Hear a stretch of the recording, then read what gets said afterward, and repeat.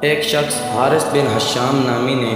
حضرت صلی اللہ علیہ وسلم سے سوال کیا تھا کہ حضور پر وحی کیسے نازل ہوتی ہے؟ آپ صلی اللہ علیہ وسلم نے فرمایا کہ وحی نازل ہوتے وقت کبھی مجھ کو گھنٹی کی سی آواز محسوس ہوتی ہے اور وحی کی یہ کیفیت مجھ پر بہت شاق گزرتی ہے۔ جب یہ کیفیت ختم ہوتی ہے تو میرے دل و دماغ پر اس فرشتے کے ذریعے نازل شدہ وحی محفوظ ہو جاتی ہے، اور کسی وقت ایسا ہوتا ہے کہ فرشتہ بشکل اس انسان میرے پاس آتا ہے اور مجھ سے کلام کرتا ہے، بس میں اس کا کہا ہوا یاد کر رکھ لیتا ہوں۔ حضرت عائشہ رضی اللہ عنہا کا بیان ہے کہ میں نے سخت کڑاکے کی سردی میں